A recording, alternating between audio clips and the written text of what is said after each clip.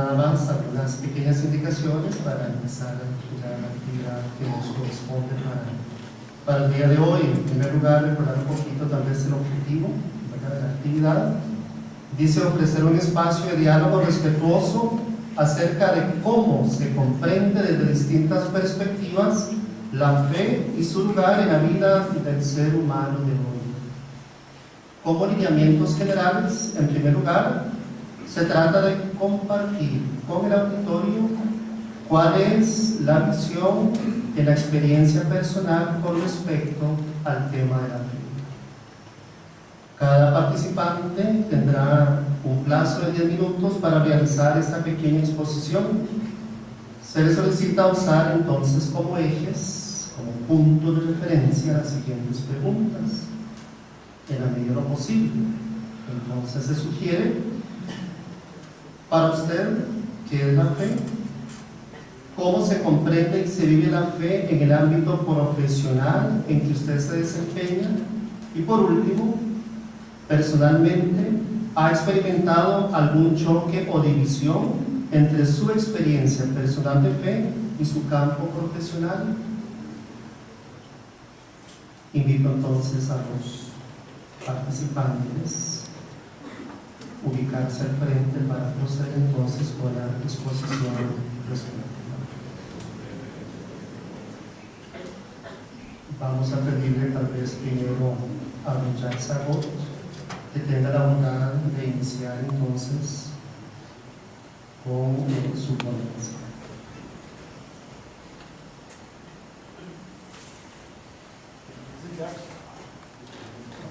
Buenas noches, ¿me escuchan bien, amigos? Sí. Bueno, qué honor y qué placer estar con ustedes. Aquí en París ya son las 3:20 de la madrugada. Así que voy a procurar no alzar mucho la voz para no despertar a los vecinos. Pero feliz de estar con ustedes, feliz, honradísimo de que a alguien le pueda interesar lo que este pianista y escritor tenga que decir con respecto a la fe, porque eso es lo que yo soy, simplemente un pianista y escritor. Todos los demás títulos y todas las demás pompas y circunstancias no tienen importancia, no tienen importancia. Yo toco piano y escribo, esas son las dos cosas que hago en mi vida. Muy bien, tremenda pregunta, ¿qué es la fe? Pues amigos, lo primero que tengo que responderles es que no tengo certeza, no puedo decirles con exactitud qué es. Tengo de ello una intuición, por supuesto, no me atrevería a definirla en términos teóricos. La he experimentado, por supuesto. Tal como yo la veo, la fe es una especie, si me permiten la analogía anatómica, una especie de músculo espiritual, una especie de músculo del espíritu. Como todo músculo debe ser tonificado, debe existir una especie de calistenia del espíritu, porque de lo contrario sobrevendrá la distrofia, la atrofia. Sí, la fe se puede atrofiar, se puede agostar, se puede secar. Hay que estarla manteniendo en actividad. Eso requiere disciplina. Hace falta disciplina para la fe, es lo que he visto. Igual que hace falta para tocar piano, igual que hace falta para jugar fútbol, igual que la requiere el acróbata en sus rutinas, el atleta, el ajedrecista, la bailarina de ballet, hace falta disciplina, por supuesto. Persistencia.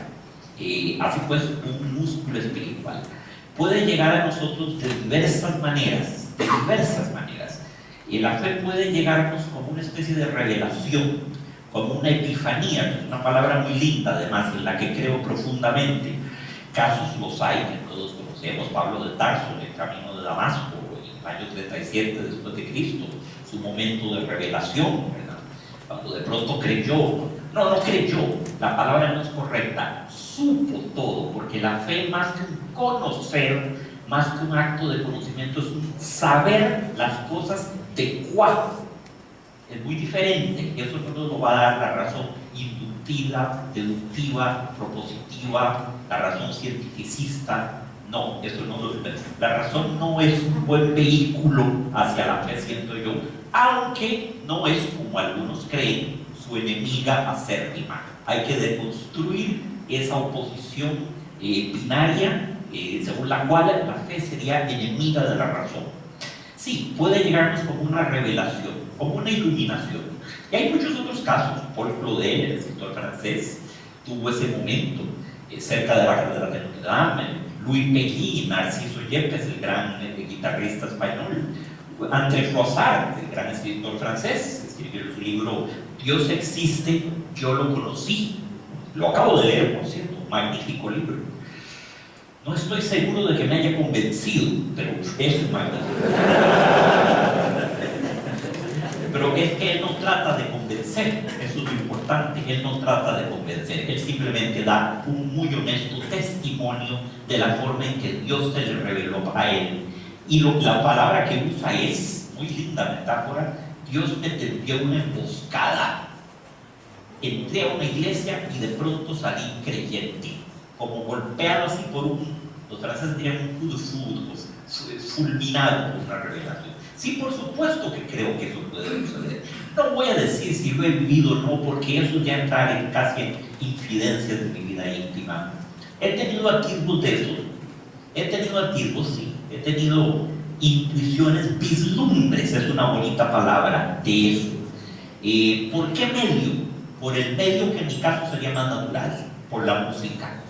La belleza musical, el éxtasis estético, en su forma más alta, no me refiero a cualquier sonsonete que le haga cosquillas a las orejas, no.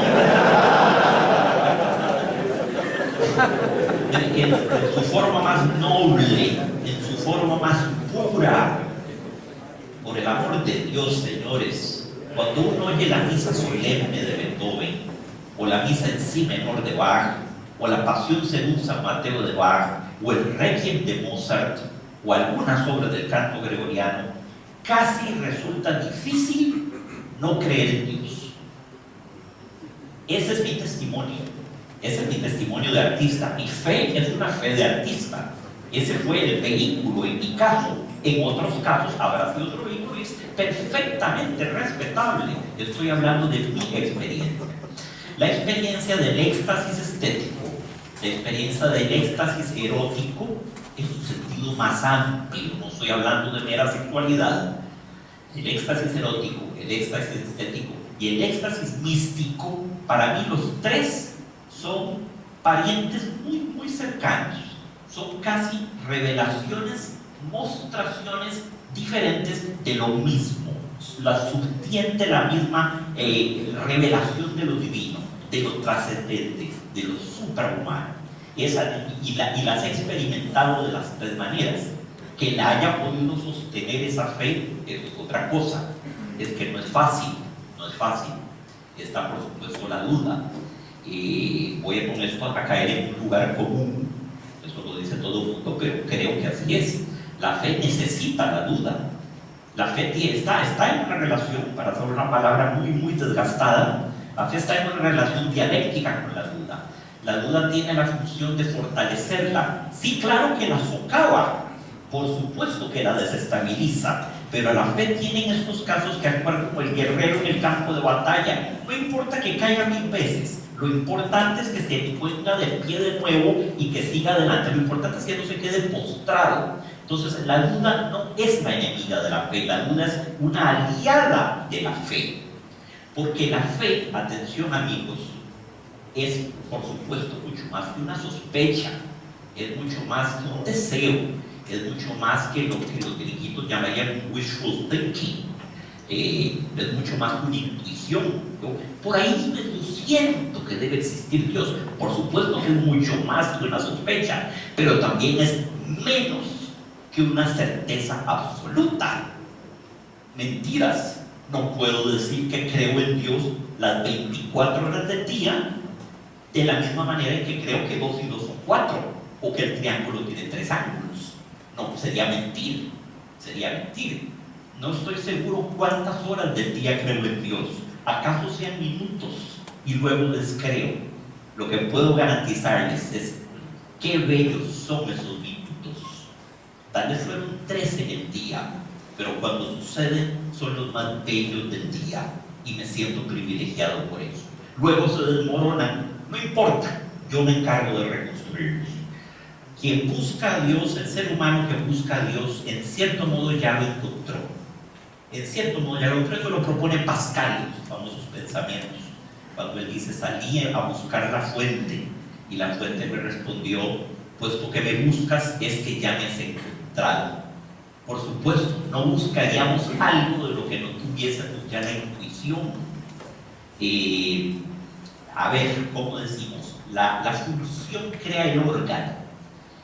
¿A qué me refiero con esto? Si tenemos los pulmones como órgano, es porque necesitamos ejercer la función de respirar. Y si respiramos, es lícito inferir que existe el oxígeno. De todo lo contrario, no tendría sentido las cosas. Puesto que el ser humano experimenta la necesidad de Dios, el hambre de lo divino, la sed de lo divino, la sed de lo absoluto, de la perfección, de la luz y de la virtud, puesto que experimenta todo eso, es que debe existir. La necesidad de Dios se constituye en prueba de su existencia. Si existe la sed, es porque debe existir el agua. De lo contrario, no existiría la sed. Si me paso por el desierto buscando el oasis, es que en efecto debe estar el oasis en algún lugar. Esto es una prueba que han escribido muchos grandes pensadores, Miguel de Unamuno, entre otros, y es muy bella, y yo personalmente creo en eso. Vamos, todos soñamos con la perfección, con la justicia, con lo absoluto, con Dios, con la belleza. Para Platón era la misma cosa: belleza, virtud, justicia, verdad, todo esto. Él estableció una ecuación entre todas estas cosas. Un pensamiento muy interesante de Platón, muy afín al de Parménides, el ser de Parménides, redondo, eterno, inmóvil, perfecto, y muy afín al Dios de la cristiandad. Indudablemente hay un nexo entre estas líneas de pensamiento. Pero el hecho es este, amigos, el hecho es este: nosotros pasamos por la vida derivando nuestro conocimiento en gran parte de experiencias empíricas. Sabemos que si se viene una nube, llueve, porque lo hemos constatado 1000 veces. Y eso nos permite formular una ley científica según la cual cada vez que aparece una nube va a llover. Bueno, pero eso es por verificación empírica. ¿Cómo es posible que yo tenga la sed de lo divino, el anhelo de lo divino, de lo perfecto, en un mundo donde absolutamente nada es perfecto? Porque yo puedo hablar del círculo perfecto, o del triángulo perfecto, o de la justicia absoluta, o de la belleza imperfectible, pero el hecho es que nada en el mundo es así. No existe el triángulo perfecto. Ya en términos de unidades Armstrong, siempre encontraremos irregularidades a nivel molecular o atómico que hagan que ese círculo perfecto sea una mera abstracción. Nadie ha visto jamás un círculo perfecto, y sin embargo todos somos capaces de concebir lo que es el círculo perfecto. Nadie ha conocido la justicia perfecta. El hombre no es capaz de ejercer la justicia perfecta. Por supuesto que nuestra justicia es imperfecta, falible, a veces mucho peor que eso. Sin embargo, soñamos con la justicia perfecta. ¿De dónde vendría esta nostalgia? Esa es una palabra que subrayo. Esta nostalgia por la perfección, por la justicia, por lo absoluto, por lo perfecto, si no viniese de antes, si no se manifestase como una especie de reminiscencia. Estoy hablando casi en el sentido socrático de la palabra, como si la trajésemos casi de nuestro origen, de una especie de vida anterior, y nos persiguiera aquí, una especie de vago sabor. Entonces pasamos aquí buscando algo que ya conocemos, de lo cual ya tenemos cierta intuición debido a nuestra filiación divina. Esa sed por la perfección también es una cosa que tiende a confirmar en mi sentir la fe. Aristóteles hablaba de 3 tipos de juicio. El tipo que él llamaba apodíctico. Cuando yo digo, por ejemplo, un triángulo tiene 3 ángulos, bueno, eso no se discute. Por supuesto que no se discute, es evidente, va de suyo. ¿Por qué? Porque en el postulado un triángulo tiene 3 ángulos, en el predicado tiene 3 ángulos, Ese predicado ya está implícito en el sujeto triángulo. El predicado aquí no hace más que explicitar lo que ya estaba implícito en el sujeto. El triángulo tiene 3 ángulos. Muy bien. Aristóteles decía, hay otro tipo de juicio, el juicio asertórico. Yo digo, por ejemplo, Chicago es más grande que San José. Bueno, es correcto. En rigor, eso no es falso, es correcto. Un censo nos permite verificar que Chicago es efectivamente más grande que San José. Pero podría no haber sido así, podría haber sido al revés, perfectamente. La frase es correcta, pero no por necesidad lógica, como cuando yo digo el triángulo tiene 3 ángulos. Finalmente, decía Aristóteles, está el juicio problemático. Ah, caramba, ese es muy fregado. Ya no es apodíctico, como el triángulo tiene 3 ángulos, que se explica solo. Ya no es asertórico, que se puede verificar con un simple censo estadístico. Es un juicio problemático. Un juicio problemático sería, por ejemplo, decir: el Dios del catolicismo es más verdadero que el Dios del Islam. Un juicio problemático sería decir: el Tratado de Libre Comercio es lo mejor que le ha pasado a Costa Rica en los últimos 100 años. Un juicio problemático sería decir: Jacques Agut es el mejor pianista del mundo. Caramba, ahí ya no hay ni lo apolítico ni lo asertórico. Estamos en el terreno de lo problemático. La fe es así concebida, una maravillosa solución, pero crece en el terreno de lo problemático, en el terreno de lo debatible. Conviene entender su naturaleza, conviene entender en qué latitud se inscribe, en qué país vive. No es ciertamente en el apodítico, en el asertórico, es en el terreno de lo problemático. Dios, un ser perfecto, sí, por supuesto, todos, por supuesto que lo he vivido a través de la música. Es curioso que cuando vemos la historia de la humanidad no hay clan, tribu, etnia, cultura, civilización, pueblo, nación en ningún momento de la historia que no haya tenido sus dioses en la fase del politeísmo o su Dios en la fase del monoteísmo. Por supuesto, las formas del culto son diferentes, los rituales son diferentes, la normativa, la estructura de la religión, todo eso es diferente. Eso apuntaría a la diferencia cultural. El ritual es una construcción cultural, es correcto, es una construcción histórica y es relativa, pero tal parece la necesidad de Dios no es una construcción cultural, es una realidad antropológica. Eso pertenece al antropos, hasta la definición misma del ser humano. El ser humano es un homo religiosum, es un hombre que padece de sed de Dios. Eso vale de la tribu más remota de la Amazonia como del más sofisticado habitante de París o de Nueva York. Eso ha sido así todo el tiempo, lo cual nos da buenas razones para sospechar que necesitamos a Dios. Eso es parte de la definición del ser humano. También eso es muy importante señalar, el carácter universal y antropológico de esta necesidad, no ya cultural. Subrayo eso. Y ya, amigos, caramba, podría seguir hablando 3 horas, pero yo no soy una chacharaca. Con seguridad ya me pasé de los 7 minutos. Mis pobres compañeros de mesa deben de estar ahí fritos, los pobres de estar viviendo.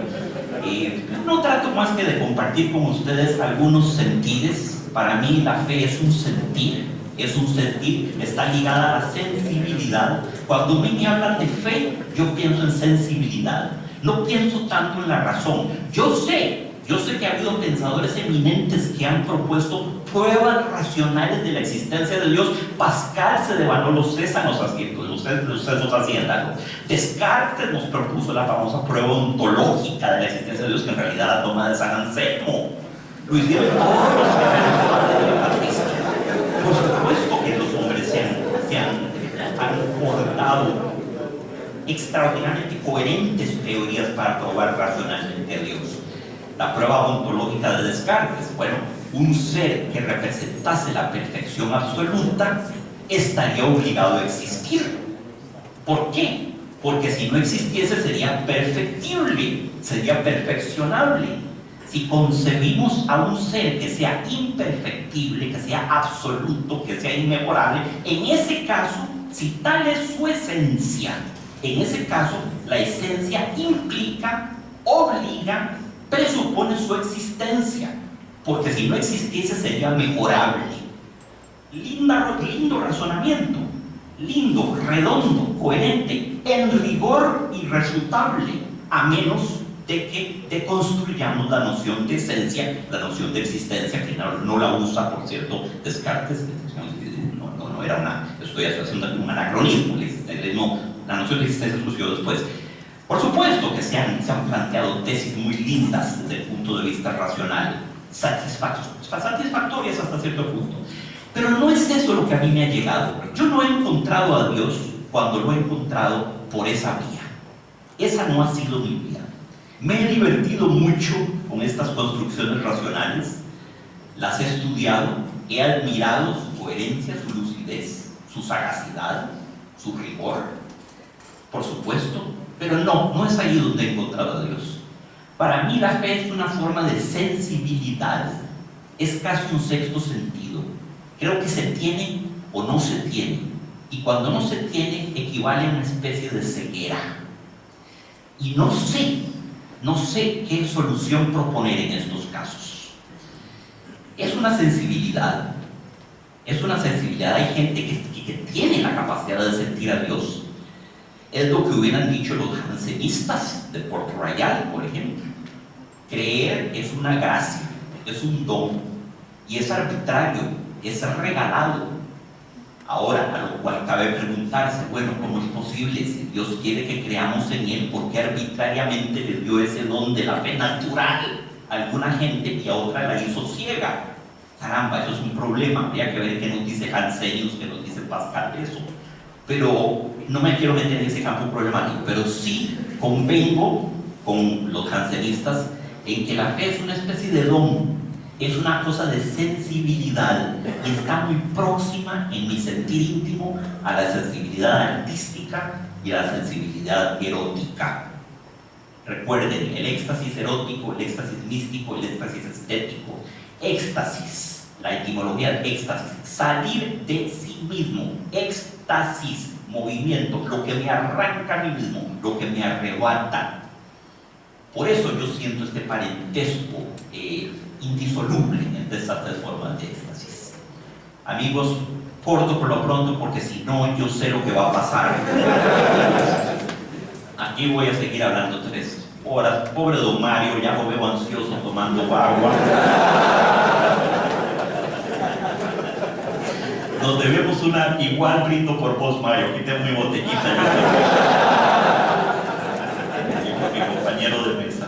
Nos debemos una linda conversación futbolística, Mario, pero eso será para otra ocasión.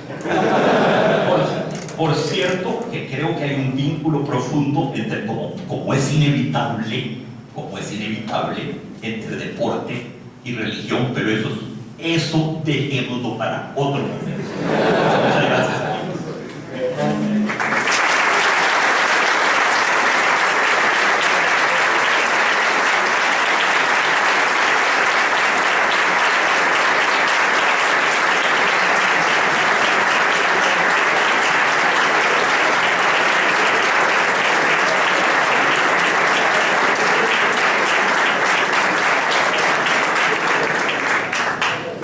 A don Jan Sagot sus oportunas palabras al respecto y le cedo el espacio al doctor José Enrique Ramírez.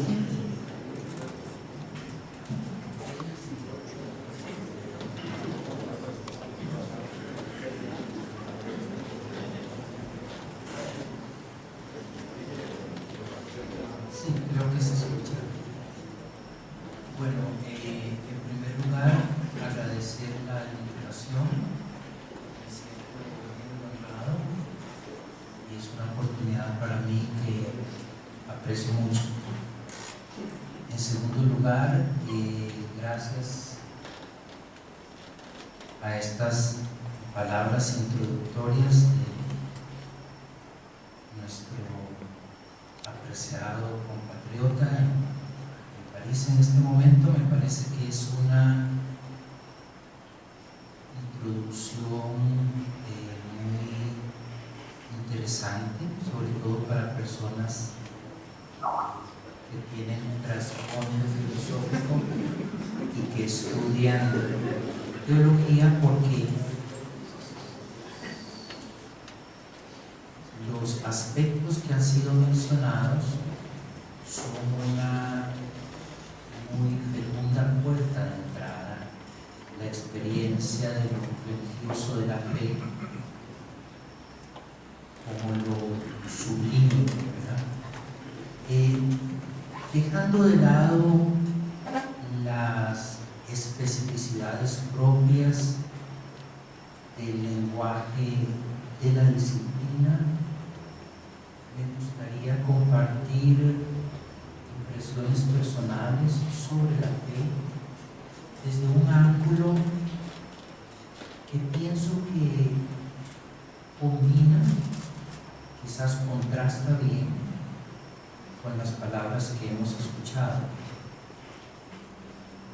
La comprensión que yo tengo de nuestro país y del entorno en que nosotros nos movemos hoy, sin ser pesimista,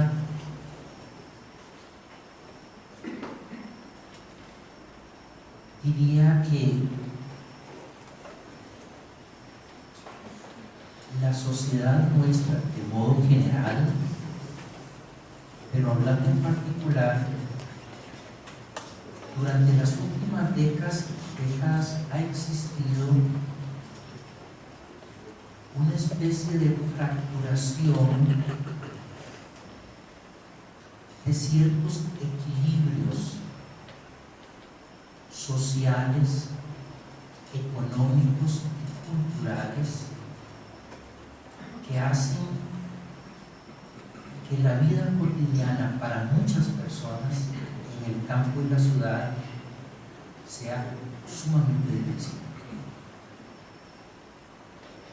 Pienso que las personas sacan fuerzas de flaqueza, muestran hacia afuera su mejor lado, pero en lo profundo crece un sentimiento de confusión, un sentimiento de pérdida. Creo que se convive con el temor de la incertidumbre de un trabajador que piensa si cuando a él le toque pensionarse todavía existirá el sistema de pensión de la caja. Creo que atemoriza a muchas personas, nos atemoriza lo que podría pasar si al experimentar una fractura de salud, en ese momento el régimen de seguridad social nos respondería del modo que lo necesitamos. La incertidumbre de personas que estudian y que han creído que el estudio es garantía de estabilidad y la experiencia les muestra otra cosa.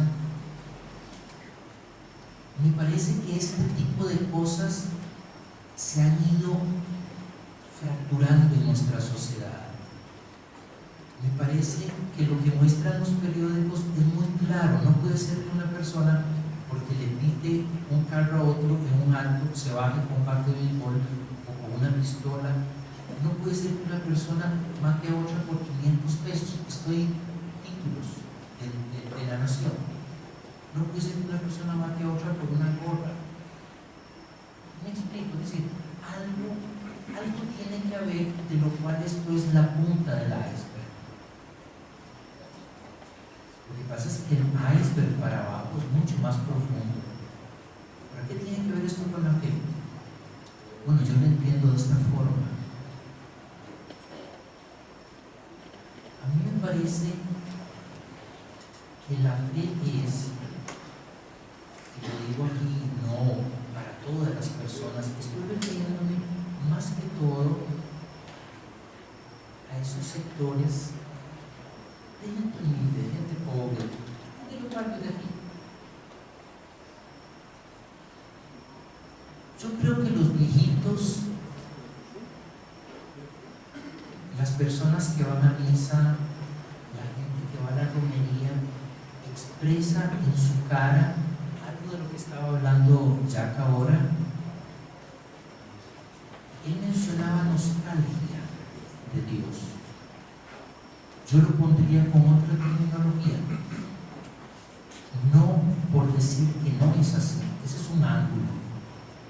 Yo diría, hay una necesidad vital de compasión. Yo creo que esas personas que viven en lo cotidiano, experimentando la crudeza de las dificultades de la convivencia social hoy, tienen una necesidad vital, profunda, absoluta. Me atrevo a decir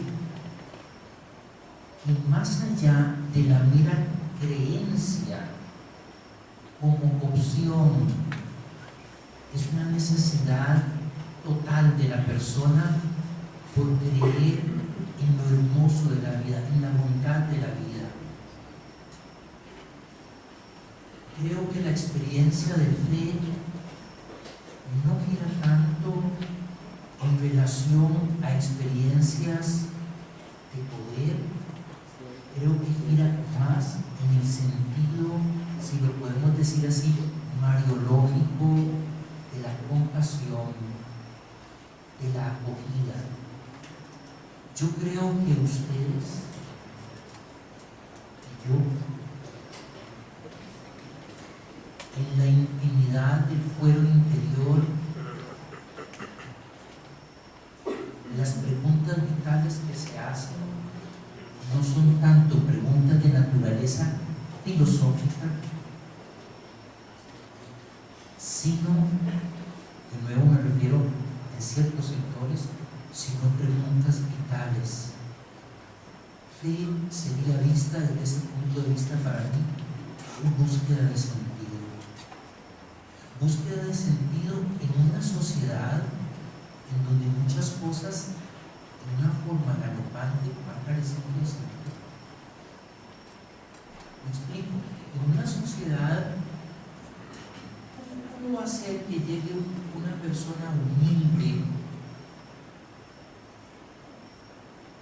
a hacer un trámite a una ventanilla y que una persona que está agobiada por problemas económicos y familiares y por incertidumbres de trabajo no vea que detrás de esa ventanilla al otro lado está una persona atemorizada haciendo un trámite que no termina de entender? Es una persona que se siente sin mucha educación, es un trámite que precisa, y esa persona que lo atiende ve en la debilidad de esa persona que tiene frente a ella la oportunidad de desahogar frustraciones personales, con un trato duro, con un trato insensible. Me parece que fe es eso, es la necesidad fundamental que tenemos los seres humanos en la sociedad de hoy, una sociedad en muchos sentidos surrealista, absurda,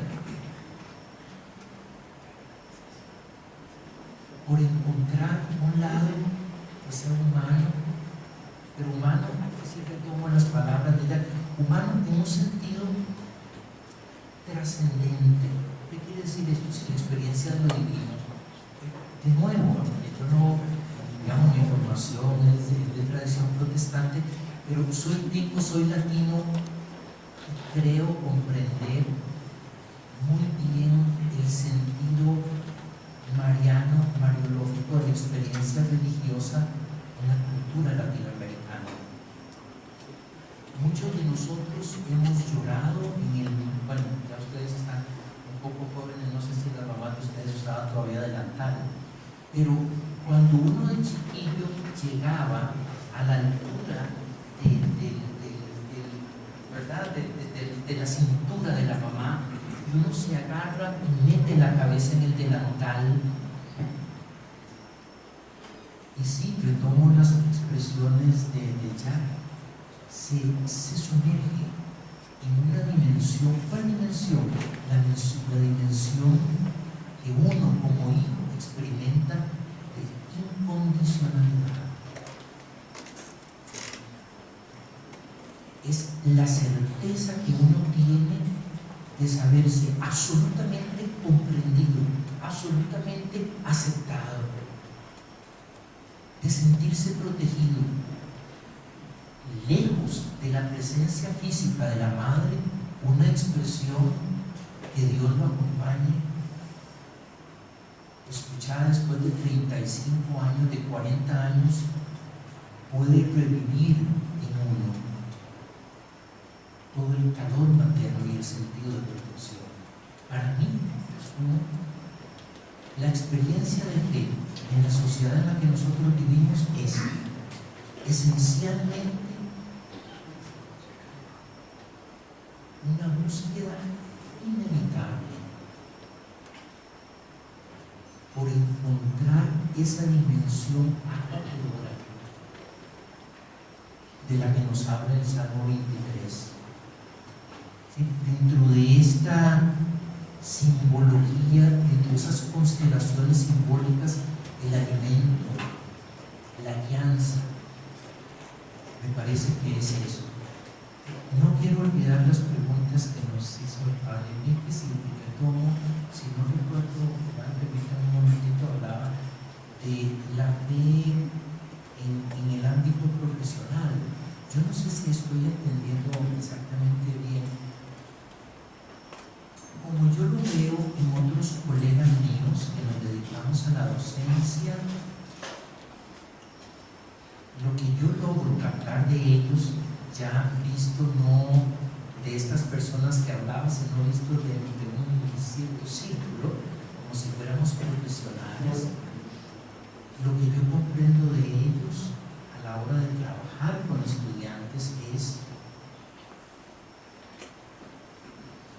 de nuevo, no sin exagerar en la dimensión crítica o pesimista, a mí me parece que la sociedad contemporánea, organizada básicamente a partir de intereses económicos, de ganancia, una sociedad donde el consumo es tan importante, una cultura de consumo.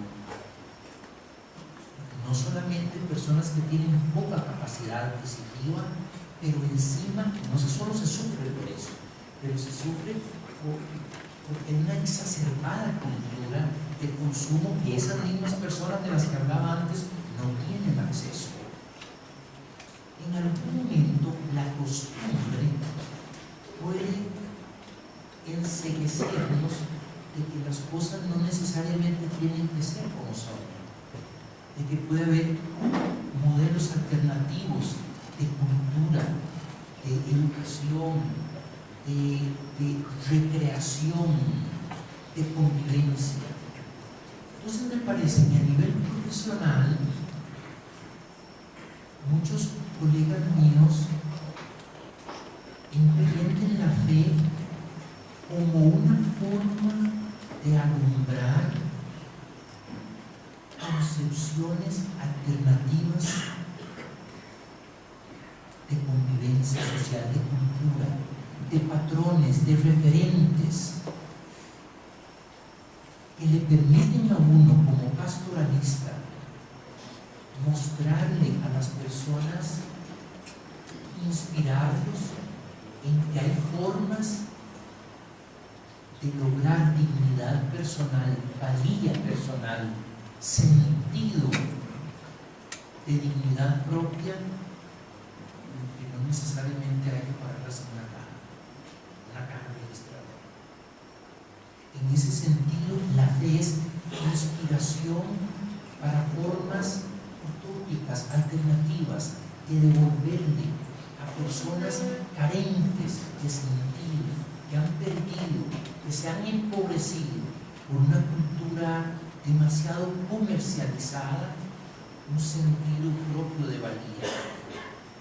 Y finalmente, la pregunta sobre si uno ha experimentado choques o no con su fe a nivel profesional descubierto.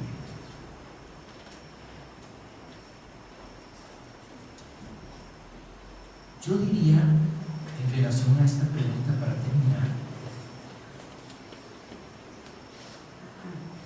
que nosotros no somos siempre la misma persona. Es decir, si nosotros cogemos un álbum de fotos de familia y uno ve a sus padres o a sus abuelos, pues nos vemos nosotros con pelo blanco, sin pelo, con bigote, sin bigote, con anteojos, sin anteojos, gordillos, flacos, altos, bajos, pero hay un sentido de unidad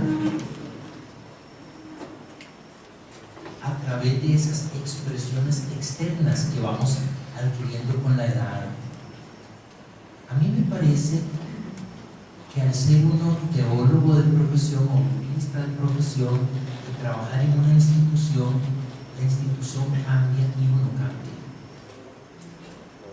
Hay ciertas cosas que necesitan irse amoldando, uno con uno mismo, la institución consigo misma, y luego a nivel institucional. ¿Por qué? Porque me parece a mí que cuando un niño descubre que San Nicolás es el papá, no es que él pierde el sentido de ilusión. Un niño no pierde el sentido de ilusión, pierde esa ilusión, esa forma de ilusión. Ya se da cuenta que eso no es así, pero ahora él tiene la tarea de reconfigurar esa potencialidad que hay en él de volverse a ilusionar de otras formas. Ya no es la ilusión de niño, sino la de adolescente, y luego será la de adulto, y luego la de adulto mayor. No es que un adulto mayor no tiene ilusiones, no sé. La capacidad de ilusionarse no se pierde, adquiere formas en el camino.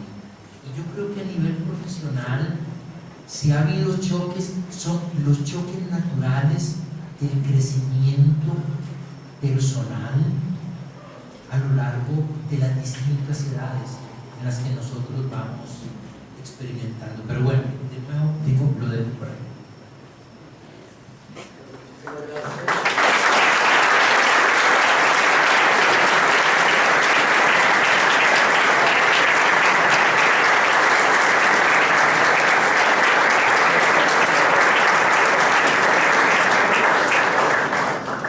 Agradecemos al doctor José Enrique Ramírez Kid sus oportunas palabras y le damos el espacio a don Mario Segura. Gracias, doctor. ¿Cómo están todos bien? Pura vida. Primero decirles que me siento feliz y orgulloso de estar frente a este ejército de nuestra iglesia. Bravos soldados. Bravos soldados. Eso es lo que, si algo quería hoy era venir a comprobar la cantidad y la calidad de muchachos que se están formando para defender nuestra fe, fortalecerla y propagarla, que es la misión en todo caso de la iglesia. Un abrazo para Jack, porque efectivamente un día estos vamos a hablar de fútbol y religión, con todo gusto. Pero vamos a ver, quiero decirles tantas cosas que tengo que ser breve, no más de media hora. No. Conozco la brevedad de televisión, donde nos obliga siempre a hacer, pero aquí no va a ser así, voy a hablar un poquito más. Vamos a ver, entre esa sabiduría con que Jack nos habla y la preparación de un teólogo, les va a hablar alguien que ha vivido la fe en varias facetas, ¿verdad? De dónde vengo, de dónde procedo, cómo me formé, por qué me casé tan joven, o es imposible resumirlo, ¿verdad? Cómo estudié periodismo, qué significado tiene una profesión en esta época en que todo atenta contra Dios, nos quieren quitar a Dios de todo, ¿verdad? Este país está viviendo una encrucijada sumamente delicada. No vengo a descubrir el agua tibia, solo reflexiono en voz alta con ustedes el momento que vive no solo la iglesia, la fe como don y regalo de Dios está sometiéndose a prueba como una forma violenta, descarada, inaudita, incomprensible, vamos, vulgar. Se nos quiere quitar a Dios de todo, y no solo en Costa Rica, donde ya quieren quitar el Estado, la laicidad y todas estas carajadas, ¿verdad? En Estados Unidos me acaba de llegar un video precioso de un joven que tuvo que armarse de valentía en una graduación universitaria para romper delante de toda la graduación, se animó, el Espíritu Santo lo anima a romper delante de todos el discurso que iba a dar, avalado por los profesores y los directores de ese centro, y dijo: no, yo vengo a hablarles de Dios y a rezar con ustedes el Padre Nuestro. ¿Por qué?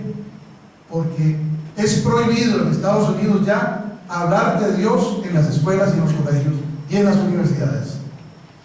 Y aquí vamos por el mismo camino, porque estas corrientes ateístas que nos están inundando, ¿verdad? Estas corrientes bárbaras que ya han existido en el pasado, en otras épocas, ya lo sabe el teólogo también, es cuestión de ver la historia, son ráfagas, pero no sé, tengo mis temores de que hay algo más que una moda. El ateísmo enraizado inauditamente contra Dios. Y reflexiono rápidamente: Dios nos hizo a todos y nos da como regalo la fe. La tienes aunque no te guste, aunque no quieras, ahí está tu fe, porque Dios te hizo, Él es nuestro dueño. El que diga lo contrario, podemos discutir. Dios es nuestro dueño, tenemos un dueño que además nos ama gratuitamente. Esa es la verdadera fe que debemos profesar, que debemos defender. Es un regalo de Dios, no es un regalo de Jack, ni del teólogo, ni del rector Garita, no. Es un regalo de Dios. ¿Lo acepto o no lo acepto? Hay un problema racional para hablar de intuiciones o de sensibilidades. No. La fe que yo entiendo, primero que nada, viene de Dios, porque no somos hechos solo materia, somos hechos como espíritu, y no quiero profundizar en un tema que le compete a otros. Pero entonces, desde el momento en que tenemos racionalmente la posibilidad de entender de a dónde venimos y hacia dónde vamos, que estamos en un tránsito, ¿verdad? Porque nacemos, crecemos y morimos, venimos de Dios y hacia Él vamos. Esto es un tránsito. El tránsito tiene un principio y un final, solo que en el caso nuestro, el final es el inicio. Esa es la razón de ser de nuestra fe. Nuestra vida tiene 60, 70, bueno, ahora por dicha ya el promedio de la vida en Costa Rica, el promedio de expectativa de vida ha subido. Gracias a la seguridad social y al desarrollo de la medicina, ya podemos pensar que vamos a morir a los 85 años. Gracias, Señor. ¿Verdad? Hasta hace poquito, pues, todavía se sigue hablando de 74, 75 años. Yo entiendo que ya es un poco más, porque los albergues para ancianos ya no dan abasto. Ahora es, si quieren poner un negocio productivo, un albergue. Un albergue para ancianos. Albergues como los que ya ha tenido la iglesia. Si la iglesia ha velado siempre por los que menos tienen, y ya se está preparando para eso. No solo tenemos ancianos, gente adulta ya mayor, nuestros sacerdotes que se están envejeciendo. Por eso a mí me alegra un montón verlos a ustedes con esas caras juveniles. Esta es la sabia, esta es la razón de ser de una iglesia que nunca va a envejecer. La iglesia es de la eterna juventud, ¿verdad? Aunque tengamos 50 o 60 años, el Señor nos rejuvenece todos los días. Esa es la fe de la cual yo aprendí desde pequeño, que me transmiten mis padres, pese a que se divorciaron muy temprano, mis abuelos y mis tíos y mis primos, que hemos vivido una fe sustentada en esta convicción, en esta certeza, como dice Hebreo, ¿verdad? La fe es la certeza de lo que esperamos y la convicción de lo que no se ve. ¿Es algo así o lo en Hebreos está clarísimo, ¿verdad? Y además José María Escrivá Balaguer, San José María, en una brevísima anotación que me trae para ustedes, dice: la fe no se predica, la fe se vive, se practica. Lo dice el Señor también en los evangelios, en la Biblia. Una fe sin obras está muerta. Hermanos, estamos viviendo una fe auténtica y la seguiremos viviendo. Entre más garrote nos den, eso en mi casa sucede así todos los días. Entre más medios de comunicación y periodistas tengamos en contra de nuestra iglesia, más valientes tenemos que ser. Esto no hace falta decírselo a ustedes, que son los primeros valientes de decirle sí al Señor en una misión tan extraordinaria como la que tienen. Bendito sea el Señor. Esto hay que decírselo a todos los que dudan por ese ateísmo enraizado que se está metiendo hasta la médula en muchos casos. La política, los políticos de turno. ¿Cómo es posible que hagan un escándalo porque van los tres supremos poderes a decirle a nuestra virgencita lo que ha pasado en estos días? ¿Cómo lo han aprovechado nuestros enemigos? Para caerle encima a la iglesia, despedazarla nuevamente e invitar a mucha gente a que, oye, sala cuarta, por favor. ¿Dónde vamos a parar con esta cochinada de sala cuarta?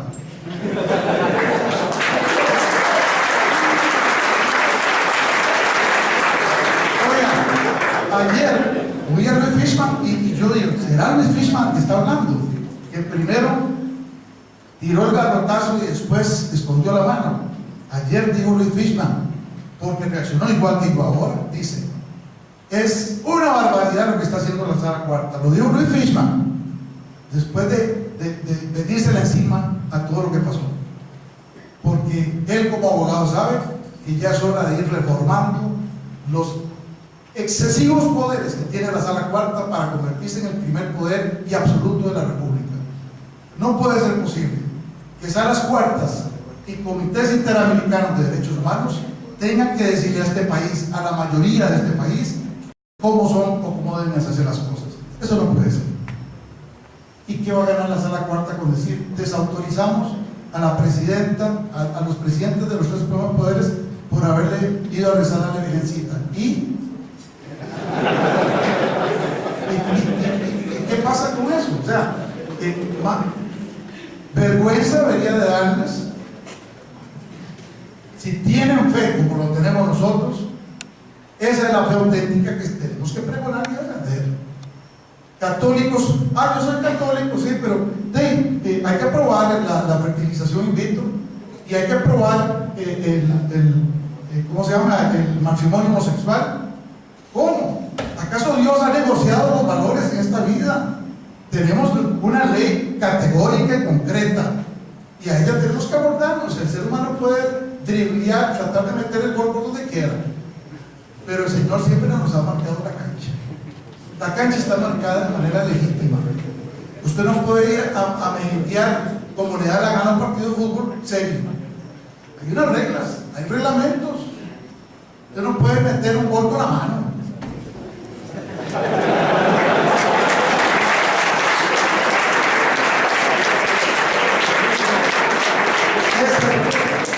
Excepto por el caño, como lo hizo Maradona. ¿Verdad? Claro, vean que el ser humano, incluso los que mejor juegan, qué barbaridad, entre más talentos tienen para hacer goles legítimos, más rulleros también son. El ser humano es así, marrullero con Dios. ¿Cuál otro ser habitante de esta tierra es el más marrullero ante Dios? De decirle, perdón Señor, y a los 5 minutos de estar haciendo lo contrario. Esa es la contradicción de Pedro, la negación de Pedro a Jesús. El mejor ejemplo, ¿verdad? ¿Qué les voy a decir a ustedes? Pues miren, queridos amigos, hermanos, soldados, nos urge valentía para defender nuestra fe. Yo les puedo decir que yo he vivido mi fe con todos los altos y bajos que plantea el ser humano, que un día está arriba y otro día está en el suelo. Desde que me casé a los 20 años, imposible mantenerse en una línea de absoluta firmeza con respecto a valores en los que uno se ha formado, altos y bajos, cuerda que se extiende y cuerda que se acorta. Pero cuando tenés una fe con la convicción de lo que no se ve, con una firme creencia en que Dios es tu dueño, no importa las caídas y las veces que quieras salir, tarde o temprano tienes que regresar. Además, el Señor ha sido misericordioso en mi caso, dándome sanación, dándome la oportunidad de alimentar mi fe, y lo decía Jacob bien. En eso sí coincidimos, Jacob. Cuando él dijo que la fe hay que ejercitarla, es como un músculo, lo dijo él. Es más que un músculo. La fe es tu vida, es todo en tu vida, es tu armadura, es tu fortaleza, es tu convicción, es la fuerza que necesitas para vivir y dejar vivir. Al fin y al cabo, lo dice claramente el catecismo: estamos en este mundo para amar y servir a Dios sobre todas las cosas y al prójimo como a ti mismo. Él es nuestro reino. Tenemos que alimentar, la fe tiene que ejercitarse. Necesitamos catequesis, necesitamos sacramentos. Es que el Señor es tan inteligente que nos dejó las riquezas más extraordinarias, los manjares más estupendos. El ser humano que necesita meterle comida a su cuerpo y alimentarse con el agua, la fuente del agua que mencionaba ya. En el caso nuestro tenemos la posibilidad, gracias a Dios, de disfrutar a manos llenas de los manjares que significan nuestros sacramentos, nuestra posibilidad de vivir la iglesia, de la cual, como en mi caso, hay que enamorarse. Si crees en Dios, ama a Dios. Si crees en la iglesia, ama a la iglesia. No creo en las medias tintas. Ay, un ratito sí, un domingo sí y 10 no. No, ¿cómo es eso? Todos los días nuestro amor por Dios tiene que traducirse en hechos, en obras de misericordia, de estar con los demás, de compartir con los otros, de decirle a los demás lo que piensas sin ningún temor en absoluto. Está llegando el momento de la fuerza de la palabra. Hay que volver a eso. Y nadie puede dar lo que no tiene. Yo no le puedo decir a ustedes que todo esto que estoy diciendo son palabras lindas. No, yo lo vivo intensamente. Lo he vivido intensamente. Sigo enamorado de mi familia, en la cual tengo 3 hijas. Tengo una mujer, conoce el rector, que todavía, si lo hubiera traído, la pongo a hablar, por eso no la traje. Porque se roba el show. A veces cometo el error de llevarla cuando me invitan así a dar testimonios. Y le digo, 25 minutos. ¿Y qué va? Y después la gente le aplaude a ella, ¿no? Bueno, queridos soldados, ánimo, el Señor está con nosotros. Estamos en el camino correcto, estamos en la ruta que nos lleva a la entera y enorme satisfacción de servirle al Señor. ¿Cuánto daría yo? Pues si yo volviera a nacer, sería sacerdote. Amén. Un abrazo.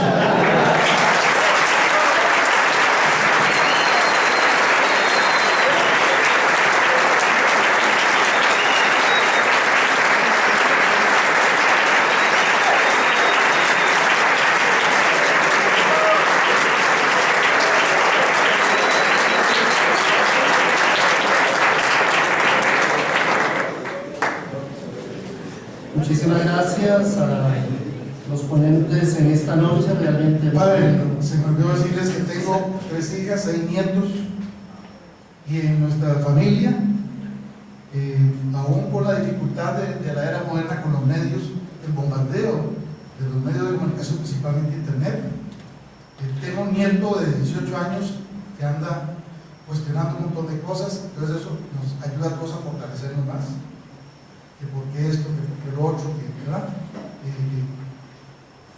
los días vivimos nuestra fe, la formamos, pero a base no de teoría, sino de acción.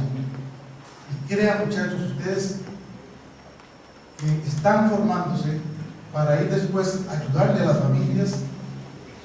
Crean que así como la mía, hay muchas familias que están viviendo, disfrutando de estos retos permanentes que depara la sociedad moderna. Gracias, Omar. No voy a pretender resumir las ideas de cada uno de ellos porque son realmente, diría, pues, cátedras, escuelas que nos han enseñado bastante en esta noche. Simplemente pues ubicarme en el plano tal vez de reflexión de don Jacques Sagot, con su sabiduría, con su aporte, con sus analogías apropiadas que nos permiten acercarnos a ese misterio que nosotros llamamos el don de la fe. El esfuerzo que nos ha compartido don Enrique Ramírez Kid en su reflexión, cómo la realidad también incide en nuestra respuesta de fe, no ser indiferentes, sino que implica el elemento siempre de la compasión.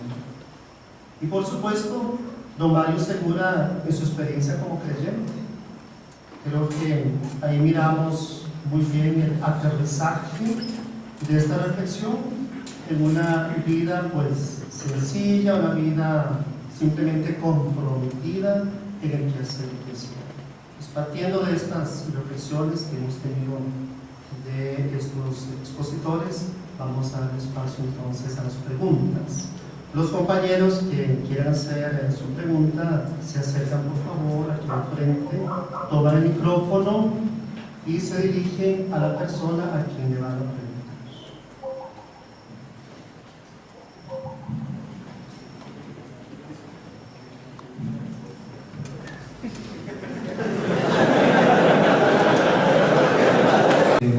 Buenas noches, mi pregunta es para don Mario. Uno, como seminarista, se enfrenta muchas veces al ataque de prensa, particularmente prensa en este caso, a la iglesia. Uno lo vive desde aquí. Usted que está ahí mismo, quizá su oficina está a la pura parte donde se forjan esas noticias. ¿Cómo es eso? Esa curiosidad es grande, y también cómo se enfrenta a esa realidad. Nosotros aquí nos enfrentamos a esa realidad que está un poco más lejos de frente, por usando la analogía que usted poniendo. Usted está en el frente de la batalla. Entonces, podría hablar un poco sobre eso.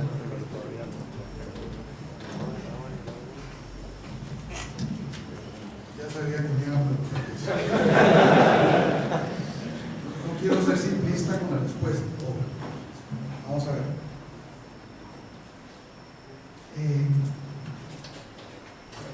Estoy en medio de todo. No ha sido fácil ni ahora ni nunca. Es decir, siempre desde mi formación, bueno, fui líder estudiantil, todo mi época de colegio, en la universidad, y los movimientos de juventud estudiantil católica, donde me formé y donde conocí a mi esposa, por cierto.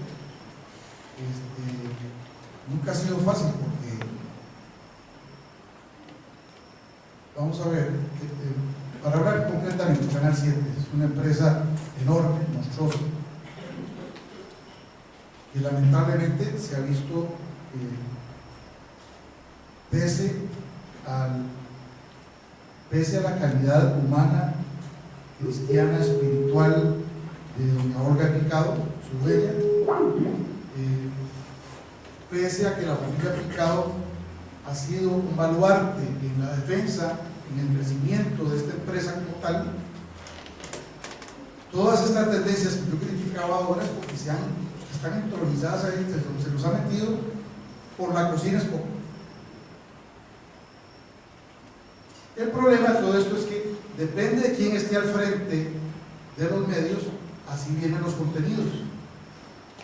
Y en esto yo no tengo ningún empacho en decirlo claramente, pero Telenoticias ha sido dirigido por personas anticatólicas, que todavía están ahí. Al revés, si fueran católicas, tengan la seguridad de que muchos de los temas y pseudo campañas que ahí se promueven no estarían tan puntualmente en la agenda del día como ahora. Yo he discutido con ellos, ellos saben cuál es mi posición. Así como yo les he dicho a ustedes, soy católico, creyente, y defiendo a mi iglesia porque practico mi religión, yo la vivo. Dentro de la misma empresa existen estas contradicciones. Las contradicciones de la vida están presentes en la misma empresa. Esa es la realidad. En mi caso personal, y aquí vengo la advertencia de que no lo vean simplistamente, porque ustedes saben, por ejemplo, el significado del llamado de San José María Escrivá Balaguer: santificar el medio ambiente, ¿verdad? Esa es la tarea de un cristiano que lucha por ser auténtico, ¿verdad? El testimonio que uno puede y debe dar diariamente, en este caso dentro de la empresa, es el arma principal en mi oración permanente y la Eucaristía. Dentro de la misma empresa, sepan que hay un lugar de oración y una capilla preciosa. Personal, yo me he encontrado gente orando continuamente. Conozco testimonios de compañeros que en su afán de buscar a Dios en un rincón de oración lo han encontrado muy oportuno ahí dentro de la empresa. La empresa, todos los días se recomendamos a Dios. Doña Olga la primera, yo hablo con frecuencia con ella y para pedirle, transmitirle el apoyo, porque ella a veces se siente desconcertada también en medio de estas adversidades. Ella está consciente de que el tema no es fácil, pero que sigamos adelante luchando, porque creo yo, y en eso debemos, así como el Papa lo pide ahora, tenemos que orar por nuestros medios de comunicación, tenemos que orar para que vengan tiempos mejores. Yo deseo profundamente que vengan otros profesionales y otras personas en el futuro que sin sesgo de ningún tipo propicien una labor más dialógica, más amplia, donde al menos tengamos la oportunidad de defender estos valores que hoy nos animan. Gracias. Gracias. Bueno, la pregunta es para Doña. Bueno, sabemos por historia también aquí en Costa Rica que de la parte allá en lo que es la parte europea, el crecimiento a nivel de los musulmanes es muy fuerte. En el área de Francia principalmente es un país que se está viendo también esta influencia de los musulmanes, y a veces no solamente de los de derecha, sino también de los de izquierda. Entonces la pregunta sería más bien, ¿cómo se ve la fe allá en Francia? O sea, que ha tenido la experiencia también dentro de la gente que es meramente cristiana, y cómo viven ellos su fe para mantenerla. Gracias, amigos. ¿Ahí me escuchan bien? Sí. Bueno, la pregunta resulta muy oportuna, justamente toda vez que hoy o ayer terminó el mes del Ramadán, que es fundamental en la religión islámica. Por supuesto que hay una presencia muy grande del islamismo en Francia, y el 4% de la población francesa es argelina o tunecina o de Marruecos o del norte de África, que fueron colonias de Francia. Bueno, son los resultados del colonialismo, ¿verdad? Que es fue una de las cosas más lamentables que le sucedieron a la humanidad, el sojuzgamiento de ciertos pueblos por otros pueblos, la que antes llamábamos la conquista, la violación, esa es la palabra que usaría, y el genocidio, el crimen de lesa humanidad, en la perpetuación del cual ese genocidio de la colonia se invocaron muchas veces valores religiosos. Atención, esto es una de las cosas más lamentables que ha sucedido. Se usó la palabra de Dios, se usó la fe cristiana como una especie de bandería. Los países corrían a esos lugares exóticos, semisalvajes, lejanos, remotos, a civilizar, entre comillas, a civilizar, a evangelizar, a catequizar, léase, a sacar el oro, a sacar esclavos, a sacar metales preciosos, a sacar plata, a reducirlos a la miseria durante 500 años. Entonces ahí tenemos un problema muy serio. Es cuando la fe y cuando los valores religiosos son usados como un pretexto abyecto, no hay otra palabra para calificarlo, para sofocar a los pueblos. Entonces, como resultado de este fenómeno, Francia tiene un movimiento migratorio inmenso. Entonces sí, la presencia del Islam es muy grande. Francia es un país de una enorme pluralidad religiosa, de una enorme pluralidad, todo lo encuentra uno aquí. La presencia del catolicismo es muy fuerte, y es un estado laico, por supuesto, pero la laicidad en Francia ha tenido el paradójico y saludable efecto de fortalecer el catolicismo, no de debilitarlo. Vean qué curioso. Viene siendo el país más católico del mundo después de Italia, después de España, pero sí, la presencia del Islam. Y yo, lo que he estudiado, por ejemplo, de la religión del Islam, ayer hablaba con un buen amigo, me hablaba sobre el Ramadán, sobre el ayuno, sobre el ayuno impuesto durante un mes, no mejor comer durante todo el día, salvo en la noche.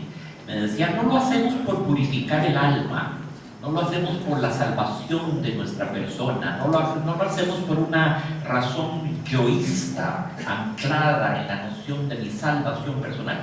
Lo hacemos para identificarnos con el hambre del prójimo, para entender desde adentro, vivir desde adentro y poder mejor auxiliarlo al prójimo, al que padece el hambre, para tener un conocimiento de esa hambre, sacó a todos, señores, un conocimiento vivencial, no ya teórico.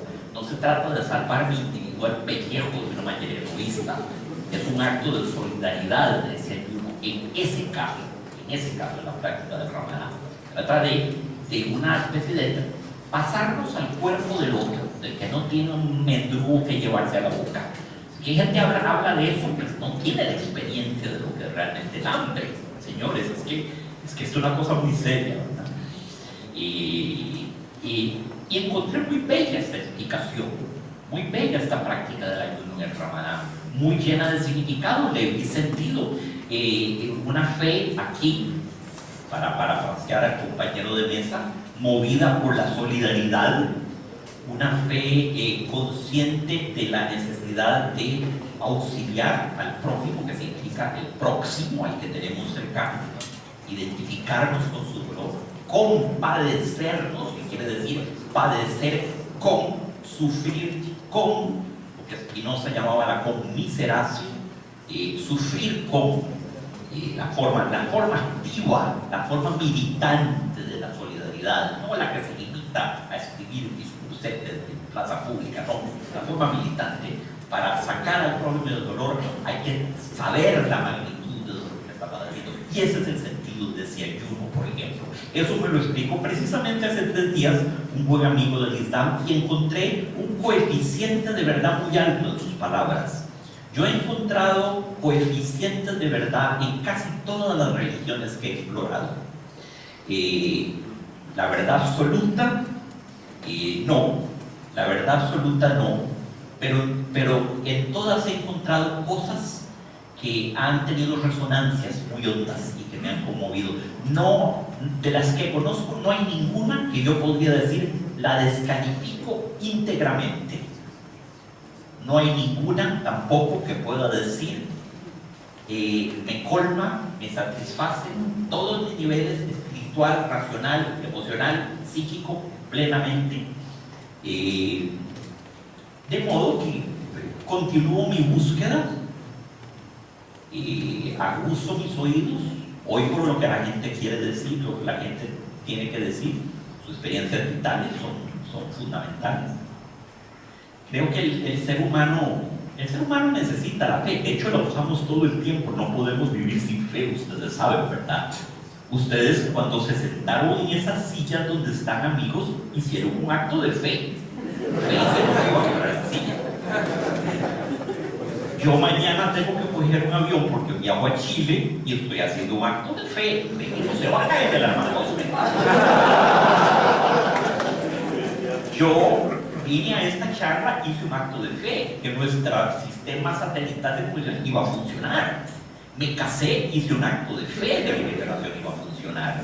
Y el ser humano no puede vivir sin fe, lo que no nos damos cuenta. La movilizamos a cada instante hasta para tomarnos un vaso de agua. Es tan presente, es tan omnipresente que la perdemos de vista. Asumimos que es una cosa excepcional. No. Virtualmente cada acto que hacemos en nuestra vida es un acto de fe, curiosamente. La necesitamos para lavarnos los dientes en la mañana. Necesitamos fe. Y aún la gente que dice no tener fe, paradójicamente, tiene fe de no tener fe. Hasta la fe negativa, hasta la fe que niega, es una fe. Hasta la fe del ateo. Y yo tengo mucho respeto por el ateo, siempre y cuando no se convierta en una especie de antievangelista. Siempre y cuando no se convierta en un fanático, en un fundamentalista del ateísmo y me quiera convertir a toda costa. Porque los ateos convencidos y más maduros y más cultos que he conocido son personas muy serenas, no corren a hacerlo perder a uno su virginidad espiritual. Lo que te espera es una fosa llena de gusanos donde se va a pudrir tu carne y no vas a encontrar nada. Despertar, salir de ese limbo. No corren a eso, no intentan convertir al mundo entero ferozmente como lo hacen algunos. Es que ya alcanzan la ferocidad, son fanáticos al revés. Son fanáticos del signo negativo, no positivo. Su posición es igualmente irracional que la del más virulento fanático fundamentalista. Me divierte mucho, me da risa. Amigos, sos fanático, pero tu discurso ya alarmantemente se asemeja al del más fanático televangelista de pacotilla. Pero un momento, es que ya tú pareciese que querés convertirnos a todos, sacarnos a todos de nuestro engaño, iluminarnos. No siento respeto por ese tipo de ateo furibundo. Los ateos, respeto mucho la posición del ateo, todo lo respeto. Por principio respeto casi todo lo que hace el hermano, no todo, por supuesto. No puedo sentir respeto por el neonazismo o el fascismo. Pero en materia de fe tengo respeto por la pluralidad. Tengo mucho que aprender, me gusta aprender. Yo soy un estudiante, eso es lo que soy. Me hace gracia porque en esta profesión de músico uno siempre le andan diciendo maestro. El maestro Zagote, el maestro esto, el maestro va a tocar la pieza. Uno no es maestro, ¿sí? Uno todo lo contrario, uno es un eterno estudiante. Por eso me gusta aprender y me gustó mucho oír este testimonio del Islam que aprendí ayer. Así que Francia es un país muy pluralista en eso, muy heterogéneo. Coexiste la gente armoniosamente, con mucho respeto. Yo creo que la fe es una cosa de la cual uno puede dar testimonio. Don Mario Segura lo hizo de una manera muy, en el sentido etimológico de la palabra, muy entusiasta, lo que significa teos, tener a Dios en el cuerpo. Habló con Dios en el cuerpo. La fe se puede dar en efecto, se puede dar un testimonio, se puede transmitir. No podemos persuadir a alguien racionalmente de creer una cosa. No podemos decretarla por decreto político, no podemos imponerla desde afuera. Lo más que podemos hacer, y ahí sí hay gente que tiene ese don, es decir, mi vida es más feliz, menos miserable, más llevadera, más plena, gracias a Dios. Gracias a que encontré a Dios. Te doy este testimonio y te lo doy desde el fondo del corazón. Vos tomalo o no tomalo, créeme o no créeme, más no puedo hacer, yo no puedo taladrar mi pensamiento dentro de la conciencia de la otra persona, ni puedo imponerla por decreto político. Ahí sí yo definitivamente creo en el respeto a la brutalidad. Y Francia es un modelo en ese aspecto. Usted nos hablaba sobre la solidaridad, la empatía para con el que sufre, pobre, en una sociedad donde hay tanta, ¿verdad? Un tema tan debatido a lo largo de la historia son las cartas paulinas y la carta de Santiago, por ejemplo, la cita de Santiago 5:6, fe y obras. ¿Me podría usted explicar si podríamos conciliar la misión paulina con la carta de Santiago?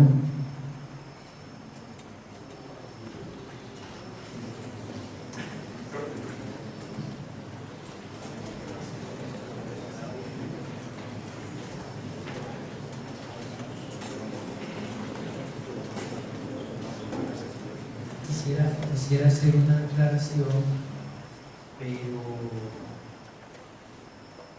la voy a hacer al revés. Voy a empezar no quería responder tu pregunta, pero lo voy a hacer para hacer la aclaración. Yo pienso que hay históricamente, no sé si el término más correcto es, no sé si el término más apropiado sea falsas antinomias. Pero no hay duda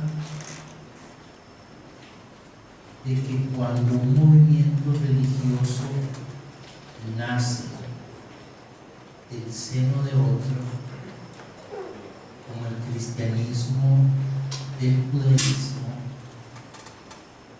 o el protestantismo del catolicismo, el movimiento naciente siempre tiene que afirmar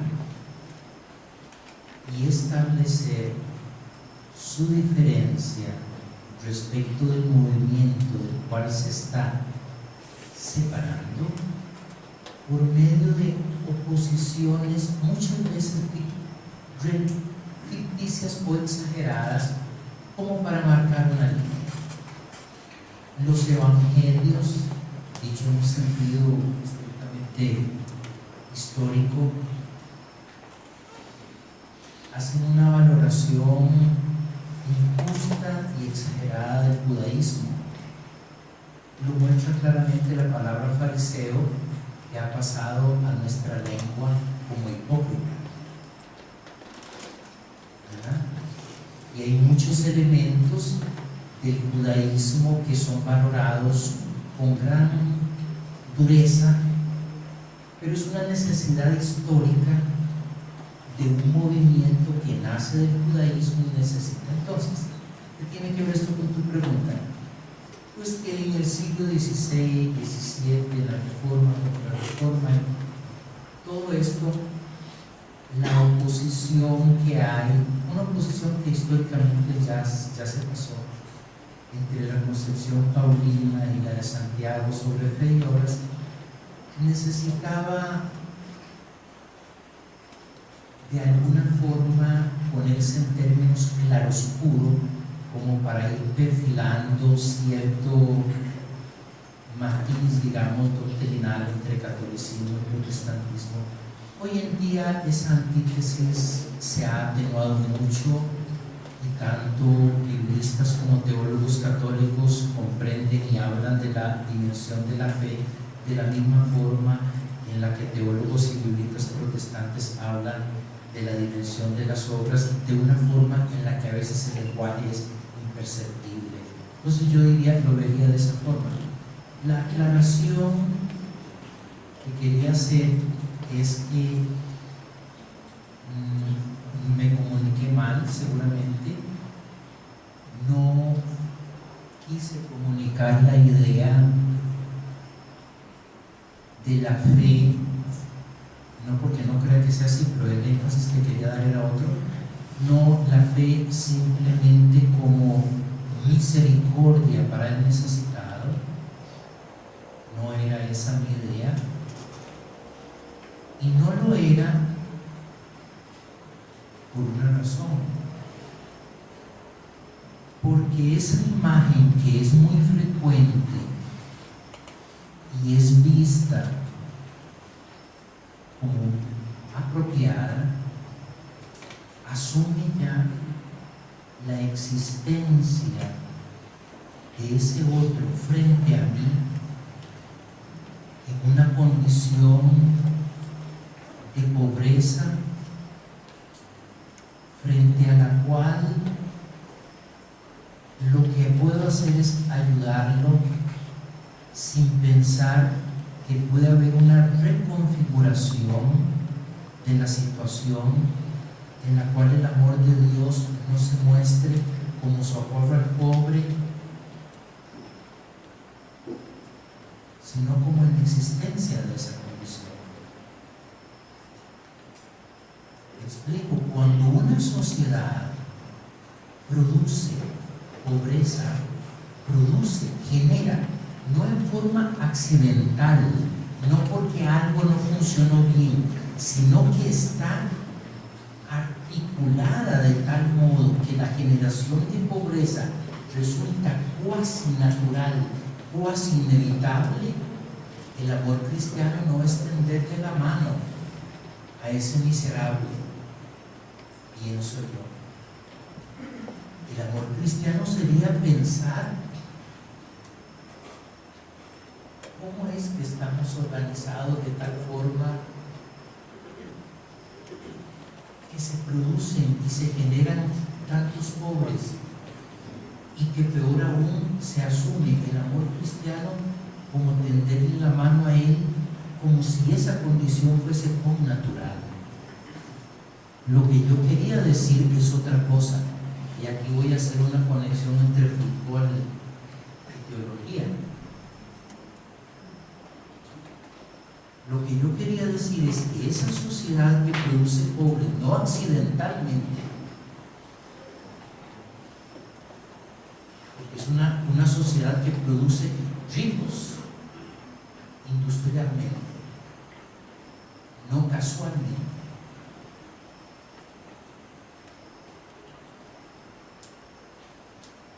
Digamos que hay una pobreza material evidente de la que no es necesario hablar. Pero digamos que para una persona que ha vivido en pobreza, en un barrio pobre, en una familia pobre, en un país pobre, en una clase pobre, que ha recibido alimentos en el kinder y alimentos en la escuela y una cantidad de cosas, se va produciendo en esa persona a lo largo de los años una sedimentación en la forma de percibir el mundo y la vida, en la que esa persona termina creyéndose realmente distinta, realmente diferente, realmente inferior. Ya no se trata solamente de si ayer comió, si los zapatos son nuevos o eso. Con los años lo que se va produciendo es una fracturación del sentido de dignidad, una debilidad para experimentar la esperanza, una dificultad enorme para asumir la vida como optimismo. Y lo que yo quería decir es que la fe no es tirarle unas monedas a esa persona. La fe es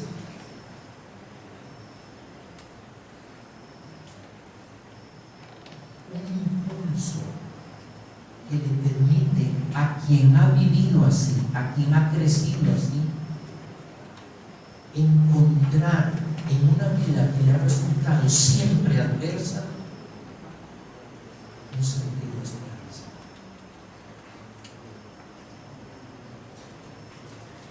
¿Cómo menciono aquí cómo relaciona el fútbol con la teología? Un ejemplo de un cura amigo,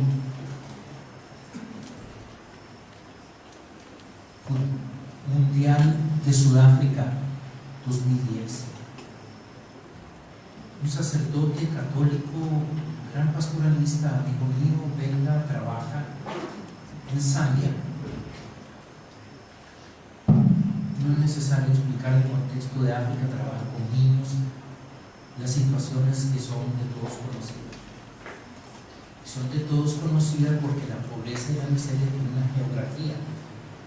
Y cuando se habla de África, ya no es necesario dar explicaciones. Parte del problema. Resulta, don Mario sabe más de esto y sin duda ya sacó también que ha escrito sobre el fútbol en perspectiva cultural. Muchas personas en África tenían la certeza de que en ese mundial iba a haber una sorpresa. Si bien no quizás ganar el campeonato mundial, pero sí llegar muchísimo más alto en las diferentes etapas del campeonato. Fue un fiasco completo.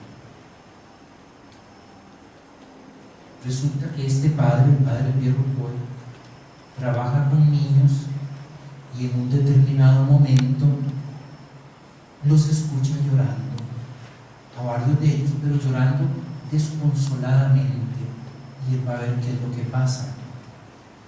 Y ellos lo cogen y le dicen: es que Dios no nos quiere.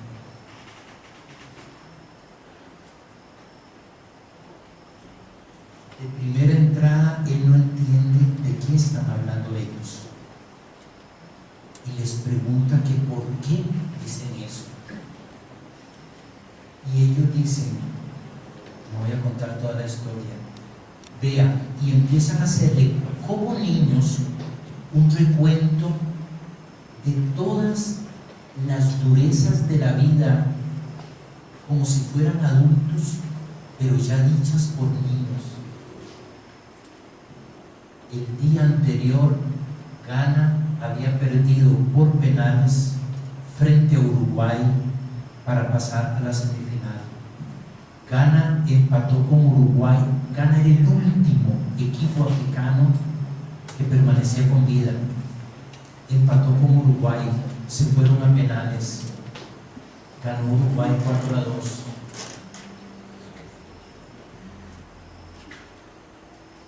Para esos niños, como se dice en inglés, en un dicho muy curioso, muy bonito, en inglés dicen, esa fue la paja que rompió la espalda del camello. Ellos perciben sus enfermedades, perciben su pobreza, perciben que viven en un hogar donde los no viven con sus padres. Y para ellos, y aquí entonces la palabra ilusión ya deja de ser una palabra deportiva para adquirir matices religiosos. La ilusión de ellos era ver equipos en las finales, y Ghana en ese momento se convertía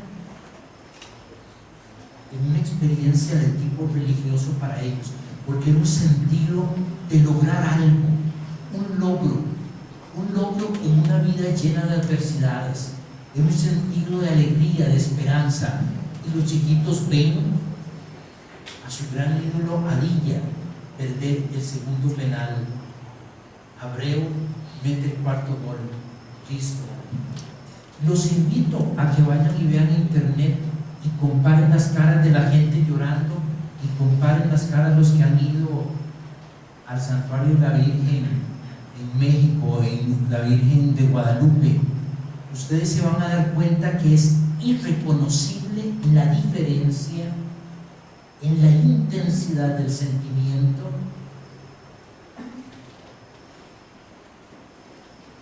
¿Qué? No se lo estoy preguntando porque yo mismo lo sé, pero me imagino que don Mario coincidiría. Hace mucho tiempo, por las mismas razones que expliqué antes, el fútbol dejó de ser solamente un deporte. Es la identidad de una comunidad, es el sentido de orgullo, es el sentido de logro. En ese partido de Ghana contra Uruguay, había personas que levantaban una pancarta y decían, sumamente conmovedor: Ghana, make us proud. the proud of Africa. Sí, claro. El continente entero está vibrando con esos zapatos jugando ahí. No tiene que ver nada con fútbol, no tiene que ver nada con deporte. No es que no tiene que ver nada, por supuesto que tiene que ver. Lo esencial no radica. Es un sentido de reivindicación de la humanidad, del sentido de valía, de saberse que no son, perdonen, solamente el basurero del planeta. Esos grupos a los que se está refiriendo Jacques Agota aquí, marginales en Europa, de una religión igualmente marginal, que llegan ahí a como pueden, cruzando el Mediterráneo como quien llega al cielo. Y el fútbol representa para ellos y para montones de gente tica que ojalá lo entendieran así, los muchachos que juegan en las